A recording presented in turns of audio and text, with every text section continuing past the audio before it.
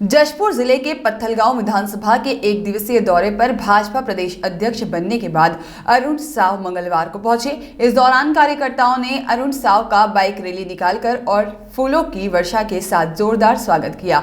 दरअसल आगामी विधानसभा चुनाव को लेकर छत्तीसगढ़ के भाजपा प्रदेश अध्यक्ष साव कार्यकर्ताओं से भेंट मुलाकात कर उन्हें रिचार्ज कर रहे हैं और आज वे पत्थलगांव स्थित विश्राम गृह पहुंचे, जहां पर कार्यकर्ताओं से भेंट मुलाकात के बाद में प्रेस वार्ता कर प्रदेश सरकार पर जमकर हमला बोला। बीजेपी अध्यक्ष साव ने कहा कि प्रदेश की भ्रष्ट कांग्रेस सरकार को उखाड़ फेंकने की जरूरत है। भारतीय जनता पार्टी प्रदेश की जनता की आवाज बनेगी और सड़क से सदन तक की लड़ाई लड़ेगी।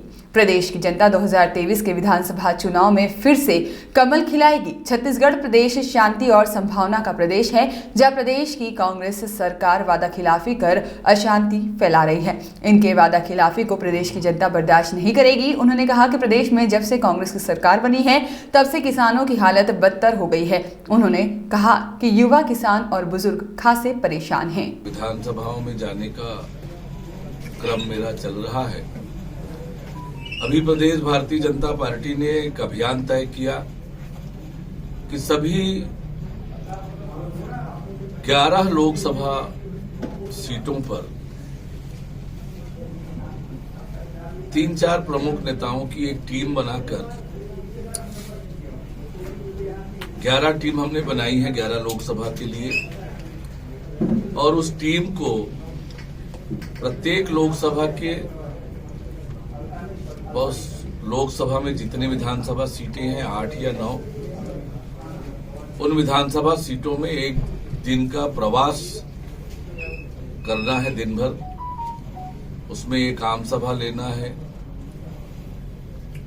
और कई अलग अलग बैठकें, मिलने जुलने का क्रम, हितग्राहियों से मिलने का क्रम, इस प्रकार से एक दिन एक विधानसभा में देने का निर्णय किया है।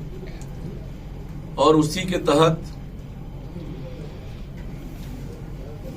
हमारी टीम का पत्थलगांव विधानसभा आना हुआ है और आज दिन भर विभिन्न कार्यक्रमों में हम सब शामिल होंगे।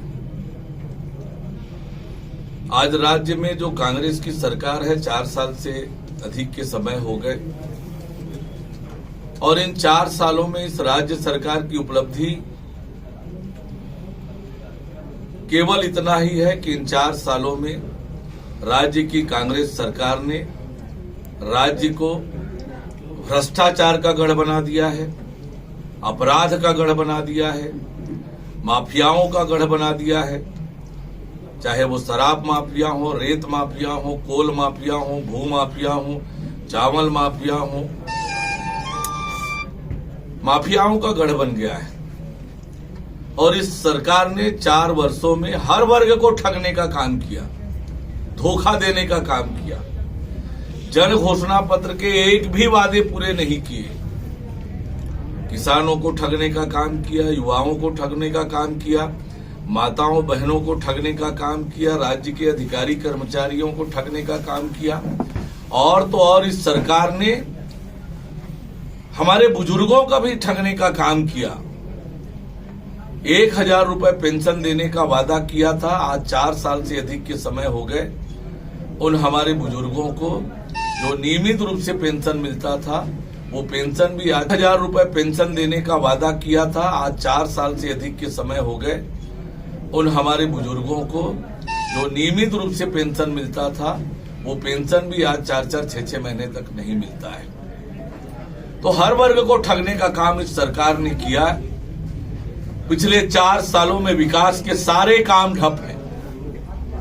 15 साल जब हमारी सरकार थी, हमने गांवों और शहरों का सुनियोजित रूप से विकास किया, योजना बनाकर विकास किया, पर आज विकास के सारे काम प्रदेश में ठप हो गए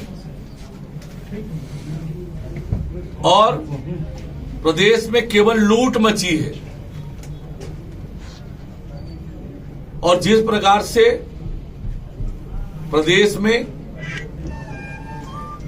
धर्मांतरण को लेकर राज्य के सरकार के संरक्षण में धर्मांतरण का खुला खेल चल रहा है। और इसलिए राज्य की जनता में इस सरकार को लेकर आक्रोश है और राज्य की जनता इस सरकार से जल्दी छुटकारा पाना चाहती है।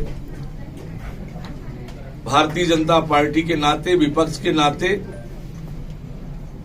हम जनता की आवाज बनकर लगातार विभिन्न मुद्दों को लेकर जनता के बीच जा रहे हैं।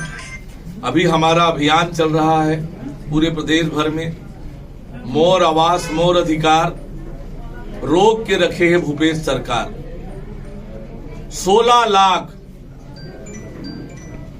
गरीबों को प्रधानमंत्री आवास से वंचित करने का पाप राज्य की कांग्रेस सरकार ने किया है और इस विषय को लेकर हम लगातार जनता के बीच जा रहे हैं, संघर्ष कर रहे हैं और जनता का भरपूर आशीर्वाद हमको प्राप्त हो रहा है।